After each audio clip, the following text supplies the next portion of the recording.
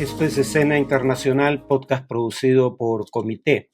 Hoy voy a continuar con el tema del podcast pasado, lo que considero errores de diseño en la política comercial y en general en la política económica de Donald Trump.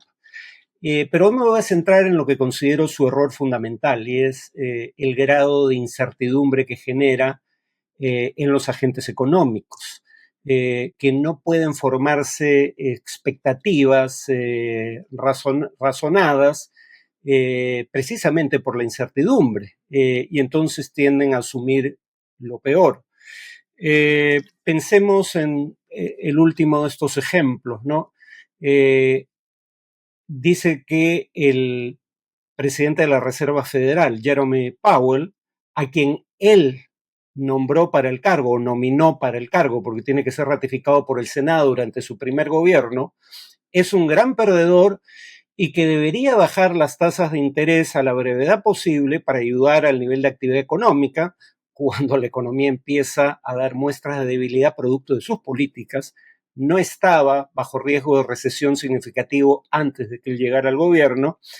Y además anuncia que si Powell no le hace caso, consideraría removerlo del cargo. Es decir, acabaría con la independencia del Banco Central. Cuando la bolsa de valores reacciona negativamente y se deja centenares de miles de millones de dólares en el camino, Trump de pronto retrocede y dice que no está contemplando remover del cargo al jefe de la Reserva Federal. Y lo amenaza con removerlo si no disminuye las tasas de interés para ayudar a la reactivación económica, precisamente porque su política arancelaria es la que ha puesto en duda el crecimiento a futuro de la economía norteamericana.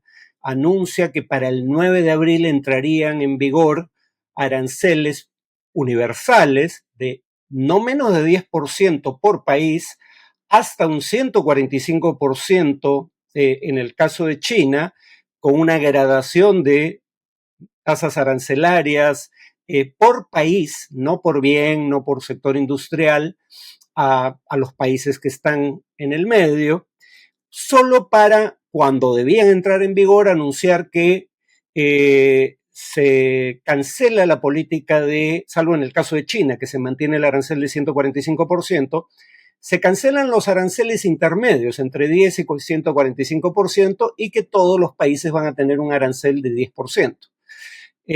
Pero que la política será revisada en un plazo de 90 días. ¿Por qué retrocedió? Nuevamente, porque la bolsa de valores, habría que recordar que la bolsa de valores de Nueva York, como maneja capitales de todo el mundo, tiene un volumen de transacciones que es mucho más grande que el PBI de los Estados Unidos. Pero lo que hay que tener en cuenta es que perdió más de 6 trillones de dólares en el interín entre el 2 y el 9 de abril, cuando finalmente decide dar marcha atrás. 6 trillones de dólares es la cuarta parte de la economía estadounidense, la cuarta parte del Producto Bruto Interno de los Estados Unidos. Claro, luego de que retrocede, vuelve a subir, pero no recupera el nivel inicial. Y el punto es, no queda claro qué va a pasar cuando se cumplan los 90 días anunciados. Por ejemplo, muchos dicen los aranceles son un medio de negociación. Parece razonable. El expresidente McKinley, a quien cita elogiosamente Trump con frecuencia, firmó el Dingley Act en 1897, que elevaba los aranceles a las importaciones estadounidenses, pero esa acta le daba al presidente el poder de reducir esos aranceles si los socios comerciales aceptaban las demandas de los Estados Unidos. Podría ser que lo que busquen estos 90 días sea obtener concesiones a cambio de reducir los aranceles. Pero aquí hay dos problemas. El primero es qué concesiones requeriría Trump para reducir los aranceles. Lo que ha dicho siempre es que él cree que el déficit comercial, con una visión mercantilista del comercio internacional, el déficit comercial es pérdida de riqueza. Entonces lo que quiere es reducir el déficit comercial de los Estados Unidos. Pero ahora, en un artículo en el Wall Street Journal, Scott Bessent, el secretario del Tesoro, dice que el propósito en realidad es aislar a China. O sea, el subtítulo del artículo es: el secretario del Tesoro, Scott Bessent, quiere que nuestros socios comerciales limiten la participación de China en sus economías a cambio de concesiones en materia de aranceles. Bueno, ¿cuál es? ¿Quieres reducir el déficit comercial con esos países o quieres que te hagan concesiones en su relación con China? Porque si fuera esto último, además, no son necesariamente objetivos compatibles. Pero además, si esto es lo que querías, que tus socios comerciales limiten su comercio y en general sus relaciones económicas con China, eso era lo que ya estaba haciendo la administración Biden. Biden fue casi tan proteccionista como Trump, aunque no tanto como el nuevo gobierno, sí como el primer gobierno de Trump. Biden, por ejemplo, mantuvo los aranceles de Trump contra China. Fue proteccionista en la relación con China, en realidad. Quiero especificar eso. No tanto en otras áreas, aunque tampoco permitió, como no lo había hecho Trump, que se reuniera el quórum necesario para que la instancia de apelaciones de la Organización Mundial de Comercio vuelva a funcionar. Biden tuvo aristas proteccionistas como Trump, en particular respecto a China, mantuvo los aranceles de Trump y aumentó los aranceles a los vehículos eléctricos chinos hasta el 100%, impuso sanciones y aranceles propios a China, pero Biden decía lo siguiente a través de Anthony Blinken, su secretario de Estado o ministro de Relaciones Exteriores. Decía que iba a negociar con China junto con sus aliados porque a China les era, cito, más difícil ignorar al 60% del PBI mundial que ignorar a la cuarta parte del mismo. Lo que Blinken estaba diciendo en buen romance es: nosotros somos la cuarta parte del PBI mundial o del Producto Bruto Global. Pero junto con nuestros aliados somos el 60% y tendríamos más poder de negociación frente a China junto con nuestros aliados que negociando bilateralmente. Pero esa ya era la estrategia en curso. Trump decide cambiarla y ahora quiere volver a ella, aparentemente. Ahora, el otro problema es: el gobierno de Trump dice que impone aranceles como un medio de presión para negociar concesiones, sea concesiones que lleven a reducir el déficit comercial de Estados Unidos con sus socios, sean concesiones que hagan que estos socios actúen de una cierta manera frente a China. Pero Trump también dice que los aranceles tienen como propósito atraer inversión a el sector industrial de los Estados Unidos, no a la economía estadounidense en general, o no únicamente, sino específica y principalmente inversión industrial. Y aquí el tema es que esto contradice lo que acabamos de decir. Si tú impusiste los aranceles para negociar su reducción a cambio de concesiones, no sirven para proteger a la industria en donde quieres atraer nuevas inversiones. Porque la idea básica es que si quieres atraer inversiones industriales a través de la imposición de aranceles, los aranceles van a tener que permanecer indefinidamente en niveles altos para proteger a esa industria. Los inversionistas van a ir a Estados Unidos a invertir porque si invierten fuera, van a tener que pagar un alto arancel para ingresar al mercado de los Estados Unidos. Pero si invierten en los Estados Unidos, ya no tienen que pagar ese arancel. La inversión, por ende, depende, aunque no exclusivamente, sí de manera fundamental, de la permanencia de los aranceles. Entonces, ¿cuál de los dos es? ¿Vas a mantener los aranceles elevados indefinidamente para atraer inversión industrial, cosa que probablemente no ocurra de cualquier manera, como vimos en un podcast anterior, o vas a reducir en el futuro los aranceles a cambio de concesiones? Si quieres concesiones en materia comercial o de relaciones con China, vas a tener que bajar los aranceles, y si bajas los aranceles ya no hay protección para la industria local, y esa era la razón por la que iban a venir nuevos inversionistas a ese rubro. Además, si quieres atraer inversión industrial hacia tu economía, pon arancel al bien final, pero no los insumos. Es decir, si tú quieres producir autos en Estados Unidos, pon arancel al auto, pero no a los componentes que se utilizan para fabricar el auto, porque eso encarece los costos de producción del productor nacional. Sin embargo, en lugar de imponer selectivamente aranceles, yo no digo que esto sea buena política en general, pero si tu objetivo es atraer inversión industrial, pon arancel al bien final, al bien que compite con tu producción, no a los insumos que sirven para producir ese bien, porque si no encareces el costo de producir ese bien.